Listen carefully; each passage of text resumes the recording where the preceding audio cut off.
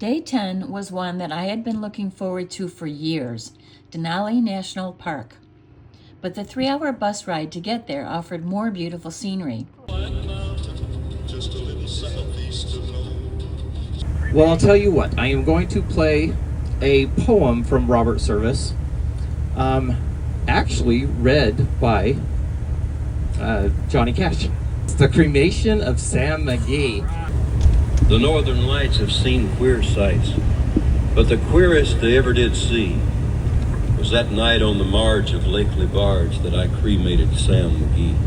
We are just about a mile away from the tallest bridge in Alaska. As we go across, if we had the Statue of Liberty sitting or standing at the bottom, her flame would be about eye level with us as we drive across the bridge.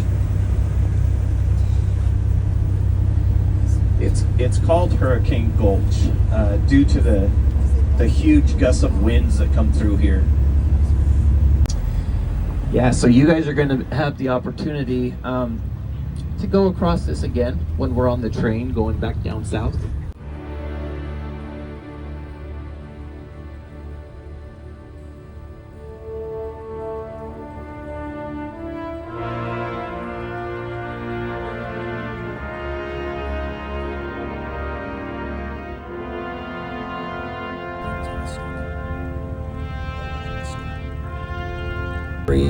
Or whatnot up here, and I just thought that's exactly what we need right there is a brewery.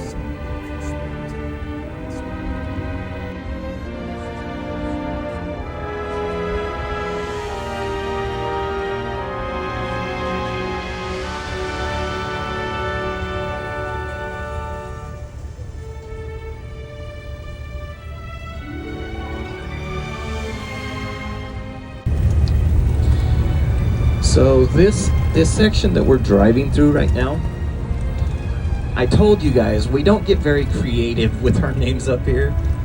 This is Broad Pass because it's a broad pass. Again, this whole valley was carved out by a glacier.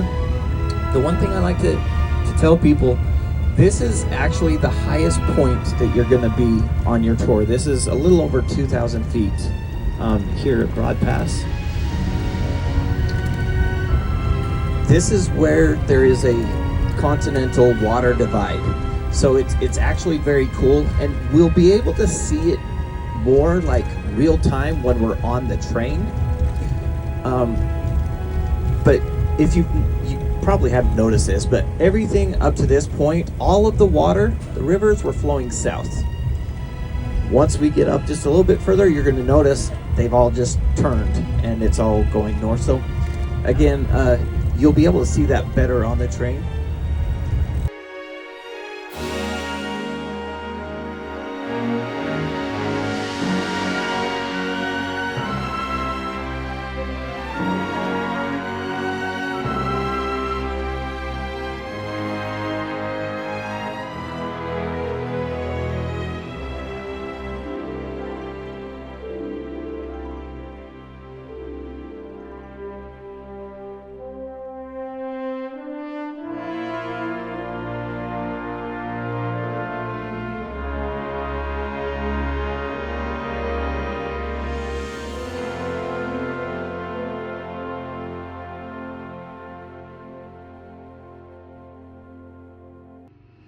Upon our arrival at the park, we took the obligatory photos in front of the sign.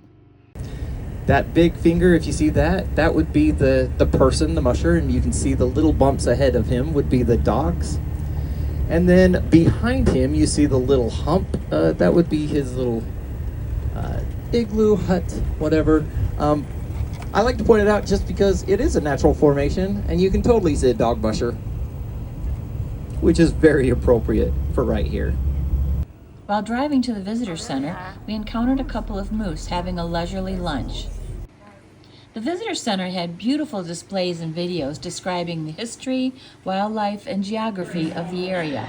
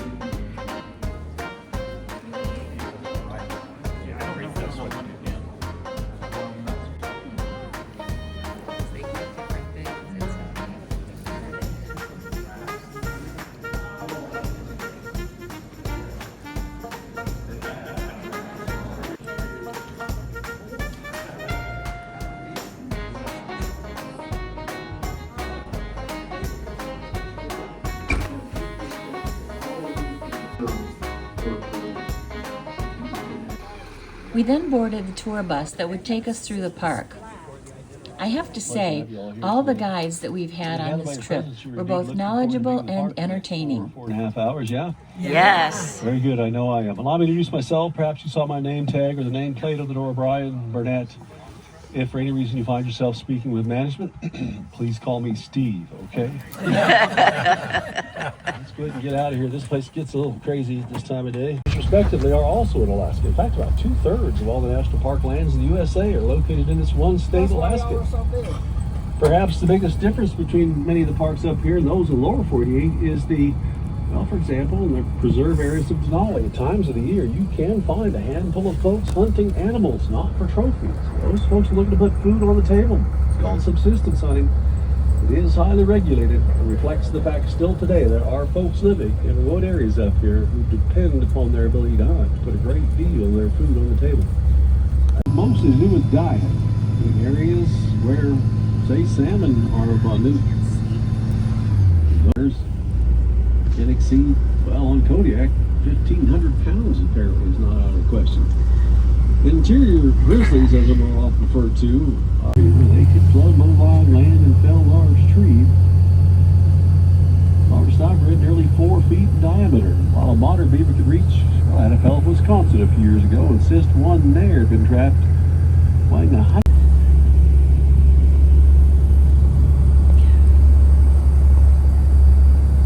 By the time to talk about, there are few mountains that come out of the earth as dramatically as Denali. Foothills to the north. And a horrible lake crib. Yes, I'm just trying to walk it.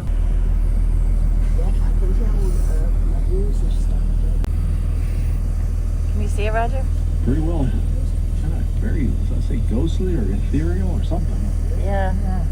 Kind of blending into those clouds. I don't think we're seeing the peaks. I took a look earlier. I did not see. Oh, you don't think so? We made a couple of stops on this excursion, one to visit a small cabin that had been built over 100 years ago. He survived by freezing solid. If you find him, this is an animal built to live here, guys. 40 below, man, they enjoy it. You would too if you had their hair. It's hollow. It's like space in your down parka. A day like today would be a pretty miserable day for these guys. Okay, they spend a good chunk of their summer in the snow, trying to stay away from bugs, stay away from the heat. They're not concerned about a growing season because caribou can eat year-round. Caribou paw through the snow, and their food is actually beneath it. If you've ever wondered what caribou means, it's really a native name that means snow shoveler. Goose is a native name that means twig eater. These are probably some of the fastest growing tissue they know of. In June, these things grow a little bit more than an inch per day. You can almost watch it grow out of its head. And the reason the growth is extraordinary is because the Arctic light is. If you ever come up here in June, that's as low as about the sun will get. It just kind of spins around the sky, but see, it goes through the caribou's retina, stimulates a hormone that's creating this growth. It takes so much energy to grow something this fast. They can't get it from their food, so they start stealing from their own body. If you went up to a caribou and you punched it in the ribs in June, you might fracture its ribs because it's taking phosphorus and calcium just to grow this. This is all for the girls, guys. That's all this is for. Both sexes do grow antlers, though. This is the only deer species where male, female can grow them. Females will put on stuff maybe about 16 inches. If she's pregnant, she's going to hang on to hers throughout the entire winter. She'll use it for defense. She'll also dig it for food as well. So these are caribou antlers. This one over here belongs to a moose. I've got some small ones over there that are still attached to the skull. But you can imagine carrying something around like this. And they can get bigger than this, guys. The giants live in Denali. And you wonder why poaching can be a problem, because we haven't had hunting here in over 100 years. The genetic potential is reached here. These guys, will use these to fight. And they are Ali Fraser kind of matches. They're pretty violent ordeals. If they don't die in battle, a lot of times a dominant moose will just die of slow starvation because they burned off all the fat they earned all summer, had nothing to go through winters on. Females, on the other hand, will live forever. We call them immortal. Okay? There's nothing in Denali that can take you down if you're healthy, if you're a moose. And they are preemptive, which means they will strike first. They don't let the threat come to them. They go right after the threat. So bears and wolves aren't in a big hurry to even check them out. But these are moose. The only thing I have up here that would be a horn would be these up here. These belong to the Dall sheep. Wow. Those are not horns, those are antlers. These are horns. This is made out of the same material your fingernails are made out of. Your nails do not fall out, do they? They stay a part of your body. So these don't shed off. They stay a part of this animal until it dies. You can tell the age of the animal often by just counting the rings. Think about it like a tree. You've probably seen on Discovery Channel when they go head to head. It's incredible combined speed. You think after you watch that, how come that animal's just not suffering from severe brain damage? Back in the 1960s, some of you guys out here, I'm sure, played football back in the day. Rydell, which is out of Chicago, they studied bighorn sheep. In the late 60s, they found out the sheep have that soft membrane between the skull and the brain that acts as a pretty effective shock absorber to absorb all the impact. What does Rydell do with a football helmet in 73? Remember, that's when they went with the liquid gel air pack design they still use, but a lot of that was credit to sheep studies. Check out the hollow horn. It's hooked up to the respiratory system. They can actually rebreathe air, carbon dioxide, which is flooding the skull with carbon dioxide, which it creates a bubble wrap effect. There's a lot of stuff happening inside these guys so they don't get hurt. They're finding out that humans, guys, when we're up at a little higher elevation, we actually suffer less concussions because our brain arteries swell. So we're kind of creating our own little bubble wrap effect. Alaska Road Commission built it. Those men who built that road out there, they built this with hand tools with a lot of pride. As they went further out there, of course, they would abandon this cabin and build another one. These cabins were built for cookhouses, right? They were cooking food for those boys. So, I mean, right away, this cabin's looking after people. But as they went further out there, they would just abandon it, and Park Service at that point is looking at them thinking, gosh, man, geez, these are way too nice. We probably shouldn't let these things rot. We should use them, right? So here it is 100 years later, and now they use them for sled dog patrols. In the winter, dogs and rangers are coming out here. This cabin is still being used. It's still taking care of the park. It's still taking care of people. Park Service, I want to welcome you to Denali National Park and Preserve. Is anybody from south of here? Okay, those of you who came down from the Arctic, hope you're enjoying what's left of our heat wave. Those of you from Phoenix, I see you're bundled up pretty well. The Park Service mission statement, which is to balance two sometimes contradictory concerns, recreation and conservation. Holy cow.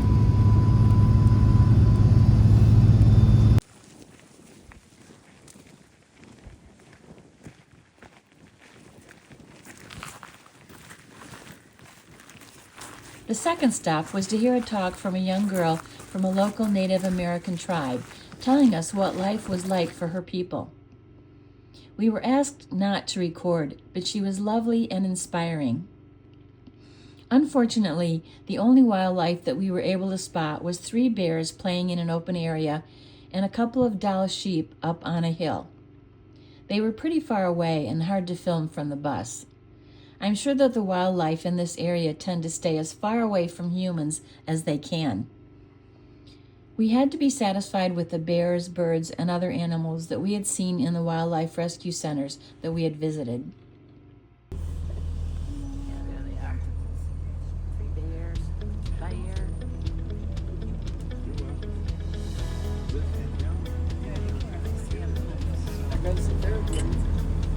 They need to charge. They're leaving us. Enough to earn it. There are a number of big bulls hanging around this area this summer. I think I've identified at least 6 big bulls.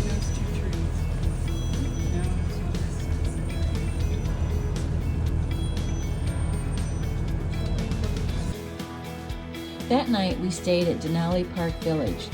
Roger and I used our time there to recover from horrible colds that we had somehow caught and to rest up for our final Alaskan adventure.